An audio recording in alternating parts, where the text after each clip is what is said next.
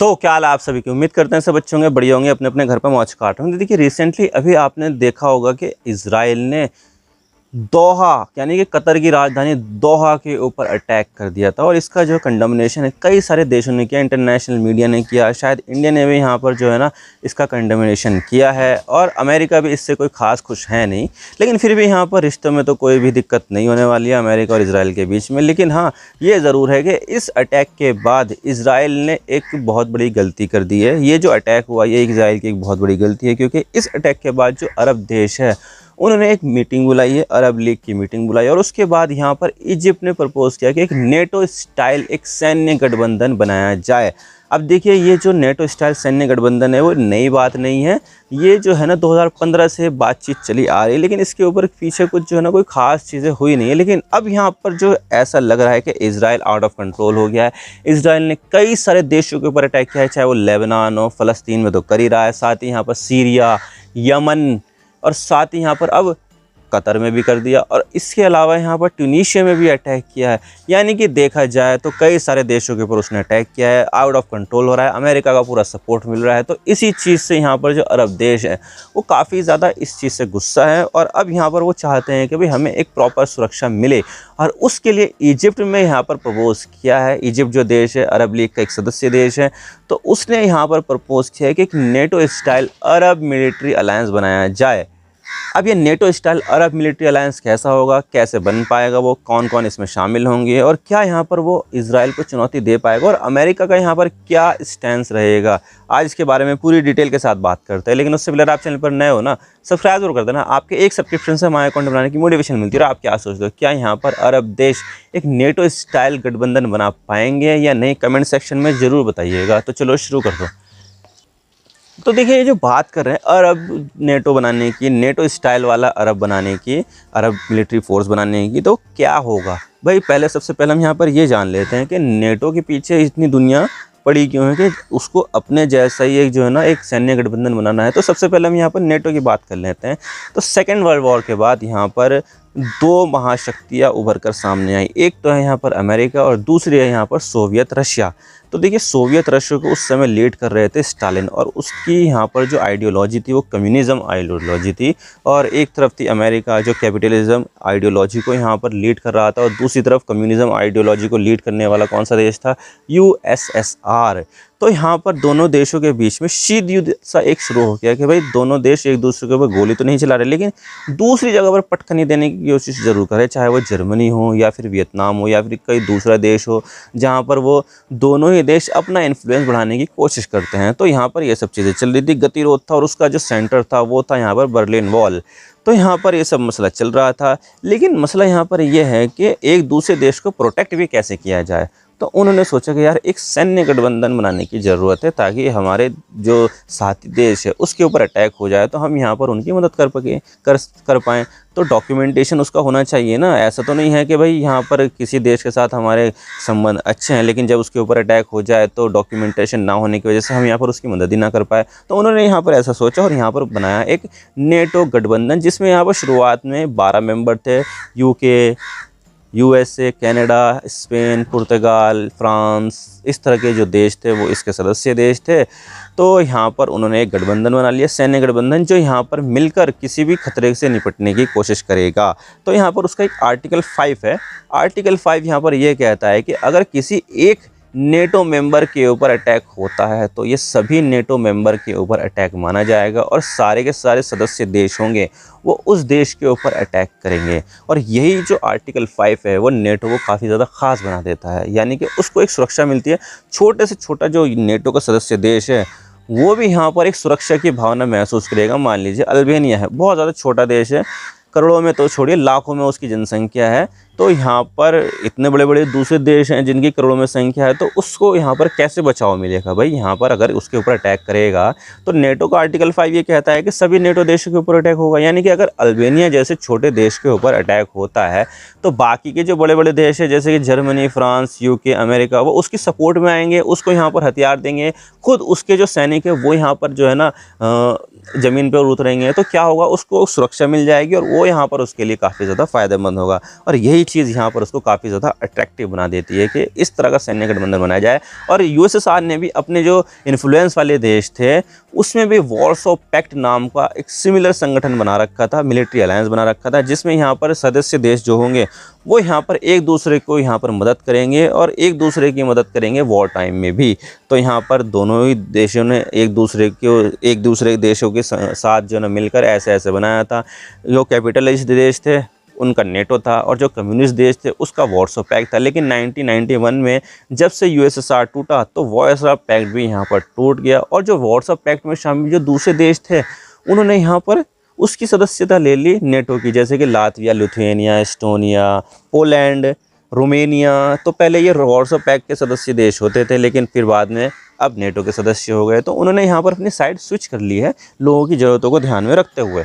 और अब यहाँ पर अरब नेटो के बारे में बात करें तो देखिए यहाँ पर भी काफ़ी ज़्यादा छोटे देश हैं और काफ़ी ज़्यादा बड़े देश हैं, जैसे कि सऊदी अरब है, ईरान है और इसके अलावा इजिप्ट है। तो ये देश बड़े बड़े हैं, लेकिन कतर, यूएई, बहरीन ये थोड़े छोटे छोटे देश हैं। तो जो छोटे देश हैं उनको भी यहाँ पर सुरक्षा की भावना चाहिए और यहाँ पर जैसे उन्होंने देखा है कि नेटो में यार ऐसे ऐसे काम होता है, तो उन्होंने भी यहाँ पर अब ये प्रस्ताव पेश किया है कि हमें यहाँ पर एक नेटो स्टाइल गठबंधन बनाना पड़ेगा और इसको प्रस्ताव को पेश किया है इजिप्ट ने।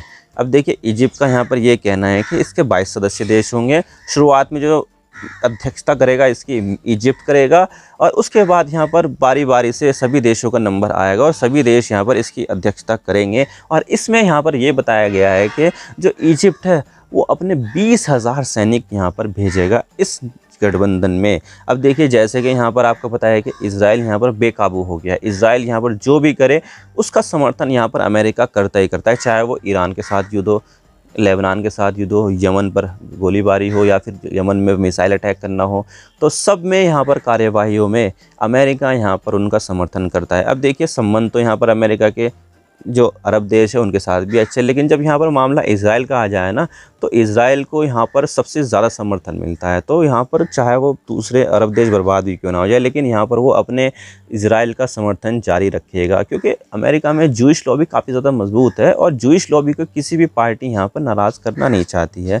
तो यहाँ पर देखा जाए तो हाँ कि अमेरिका के ऊपर अगर बताया जाए कि कंट्रोल इजराइल का है तो ये कहना गलत नहीं होगा, क्योंकि जो भी फैसले यहाँ पर लिए जाते हैं अमेरिका में ज़्यादातर जो होते हैं मिडिल ईस्ट से रिलेटेड वो इजराइल के पर्सपेक्टिव को देख कर ही लिए जाते हैं कि इजराइल को यहाँ पर नुकसान ना हो। और जो भी यहाँ पर लेटेस्ट टेक्नोलॉजी अमेरिका में बने सबसे पहला एक्सेस उसको इजराइल को, जैसे कि F-35 सबसे ज़्यादा जो पावरफुल सबसे ज़्यादा एडवांस फाइटर जेट है वो उसके पास है। इसके अलावा यहाँ पर पैट्रियट एंटी मिसाइल सिस्टम वो सब उसके पास है। तो देखा जाए तो यहाँ पर काफ़ी ज़्यादा एडवांस जो हथियार है उसके पास है और अमेरिका यहाँ पर सबसे पहले जो सामान बेचता है अपना एडवांस वो इजराइल को ही बेचता है। तो इजराइल को यहाँ पर हमेशा से वो टॉप प्रायोरिटी पे रखता है, लेकिन अब इसका पर्सपेक्टिव चेंज हो रहा है।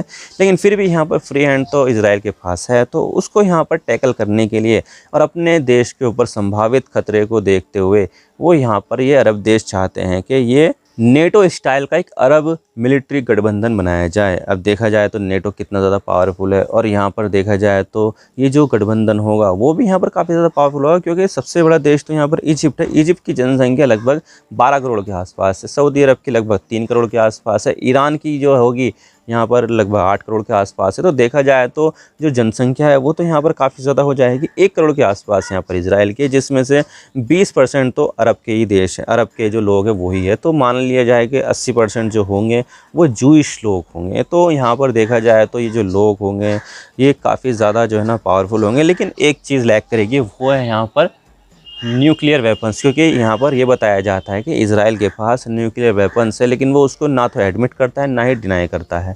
लेकिन क्या यहाँ पर अरब देशों के पास भी न्यूक्लियर वेपन्स होंगे, ऐसे में देखा जाने वाली बात है। लेकिन हाँ अगर यहाँ पर ईरान उसको डेवलप कर ले, क्योंकि ईरान भी यहाँ पर ये चाहता है, इजिप्ट का जो प्रस्ताव दिया गया है अरब स्टाइल नेटो का उसको यहाँ पर ईरान ने भी समर्थन किया। ईरान भी यहाँ पर ये चाहता है कि हम यहाँ पर एक सैन्य गठबंधन बनाएं। तो यहाँ पर देखा जाए तो अगर न्यूक्लियर वेपन्स चाहिए तो कोवर्टली या फिर जो है ना अंडरग्राउंड अगर ईरान डेवलप कर ले तो शायद ये हो सकता है कि जो ईरान के जो आने वाले फ्यूचर में जो न्यूक्लियर वेपन्स होंगे वो अरब मिलिट्री के लिए शायद काम में आ जाए। और इसके अलावा अगर वो पाकिस्तान को भी इसमें ऐड कर ले, क्योंकि पाकिस्तान भी एक इस्लामिक देश है, उसके पास पहले से ही न्यूक्लियर वेपन्स हैं, तो वो यहाँ पर ये हो सकता है कि अपने टेक्नोलॉजी के दम पर वो उसका प्रोडक्शन और ज़्यादा बढ़ा दे। अभी 170 के आसपास है पाकिस्तान के पास न्यूक्लियर वेपन्स, लेकिन जब नेटो अलायंस बन जाएगा तो वहाँ पर काफ़ी सारे दूसरे देशों में भी शायद वो डिप्लॉय कर दे, जैसे कि अमेरिका ने कर रखा है। अमेरिका ने नेटो गठबंधन के अंदर ही कई सारे देशों में अपने न्यूक्लियर वेपन्स को तैनात कर रखा है, जिन नेटो देशों के पास न्यूक्लियर वेपन्स नहीं है, जैसे कि तुर्की है। टर्की के पास न्यूक्लियर वेपन्स नहीं है, लेकिन यहाँ पर अमेरिका ने अपने न्यूक्लियर वेपन्स को तुर्की में तैनात कर रखा है, इटली में भी तैनात कर रखा है, जर्मनी में भी, बेल्जियम में भी, नीदरलैंड में भी। यानी कि ये ऐसे देश है जिनके पास न्यूक्लियर वेपन्स नहीं है, लेकिन अमेरिका ने तैनात कर रखे हैं नेटो के अरेंजमेंट के अनुसार। और इसी तरह से रशिया ने अपने जो न्यूक्लियर वेपन्स है वो बेलारूस में तैनात कर रखे हैं, जो उनकी पार्टनरशिप है ना भाई भाई वाली, उसके अनुसार। तो अगर ऐसा हो जाता है कि इसमें पाकिस्तान भी शामिल हो जाए अरब सैन्य गठबंधन में, इस्लामिक सैन्य गठबंधन में, तो हो सकता है कि यहाँ पर इनको पैसा भी मिल जाए पाकिस्तान वालों को कि तुम यहाँ पर बनाओ, प्रोडक्शन की मसला है ना, कोई दिक्कत नहीं है, हम पैसे देंगे, तो वो शायद बनाए और उसके बाद यहाँ पर वो न्यूक्लियर वेपन्स को अपने कंट्रोल में रखते हुए अरब देशों में यहाँ पर तैनात कर दे। तो ऐसी चीज़ें यहाँ पर हो सकती है। तो इस तरह से अगर देखा जाए तो यहाँ पर एक बहुत बड़ा सैन्य गठबंधन बनेगा। इस्लामिक देश 50 से भी ज़्यादा हैं, और अगर यहाँ पर 50 से भी ज़्यादा देश एक मिलिट्री बनाते हैं तो ये काफ़ी ज़्यादा पावरफुल मिलिट्री हो जाएगी, और इससे यहाँ पर निपटना बहुत ज़्यादा मुश्किल होगा। इजराइल के लिए फिर यहाँ पर जो कार्यवाही कर रहा है, अपनी किसी भी देश के ऊपर हमला कर रहा है, वो भी यहाँ पर शायद रुक जाएगी, क्योंकि उसके अंदर एक खतरा हो जाएगा कि अगर हमने यहाँ पर इस देश के ऊपर अटैक किया तो ये सारे के सारे देश हमारे ऊपर चढ़ जाएंगे, और फिर चाहे F-35 हो, कुछ भी हो जाएगा। जब यहाँ पर इतने ज़्यादा संख्या में देश चढ़ेंगे और मिसाइलों से, ड्रोन से हमला करेंगे, तो सारा का सारा सिस्टम उनका ओवरवेल्म हो जाएगा, और उनके पास इतने सारे इंटरसेप्टर होंगे नहीं। तो यहाँ पर वो क्या होगा, बहुत ज़्यादा नुकसान होगा ऐसे सूरत में, क्योंकि ईरान जब एक देश ने यहाँ पर उसको काफ़ी ज़्यादा नुकसान पहुँचा दिया अपने ड्रोन से, मिसाइल से। आपने देखा ना था कितने 12 दिन तक यहाँ पर ये युद्ध चला था, तो कितना ज़्यादा नुकसान ईरान ने भी पहुँचाया था इजराइल का। तो अगर यहाँ पर इतने सारे देश यहाँ पर अगर आ जाएंगे तो यहाँ पर क्या हाल होगा, आप खुद ही सोच सकते हैं। तो आई होप आपको सारी बातें समझ होगी किस तरह से यहाँ पर अरब देश जो है वो एक सैन्य गठबंधन बनाना चाहते, ताकि यहाँ पर जो इजराइल है उसको यहाँ पर चुनौती दी जा सके, और इजराइल जो अटैक करता है किसी भी देश के ऊपर वो यहाँ पर बंद हो जाए। और अगर यहाँ पर देखा जाए तो अमेरिका का क्या रिस्पॉन्स होगा, तो अमेरिका यहाँ पर ये चाहता है कि ये जो अरब देश है उसको सुरक्षा वगैरह, सामान वगैरह हम बेचें, और ये इस तरह का कोई सैन्य गठबंधन ना बना ले जो बाद में अमेरिका के लिए मुश्किल हो जाएगा। क्योंकि अभी यहाँ पर अमेरिका जिस देश में चाहता है उस देश में आ जाता है, चाहे वो सीरिया हो, सीरिया में भी अमेरिका की तैनाती है, बगदाद इराक हो उसमें भी अमेरिका की तैनाती है, कतर में भी अमेरिका की तैनाती है, कई सारे दूसरे देशों में भी अमेरिका के सैनिकों की तैनाती है। तो अगर यहाँ पर वो एक देश मिलकर, यहाँ पर सारे के सारे देश मिलकर अरब गठबंधन में मिलिट्री नेटो स्टाइल मिलिट्री बनाते हैं, तो कहीं ना कहीं अमेरिका को चुनौती होगी। और अमेरिका चाहता है कि हमारे सामने ऐसा कोई गठबंधन खड़ा ना हो जाए जो हमें बाद में चुनौती पेश कर सकता है। तो यहाँ पर अमेरिका तो नहीं चाहेगा कि इस तरह का कोई भी नेटो स्टाइल सैन्य गठबंधन बने, और अमेरिका यहाँ पर पूरी कोशिश करेगा कि यहाँ पर ये गठबंधन ना बन पाए।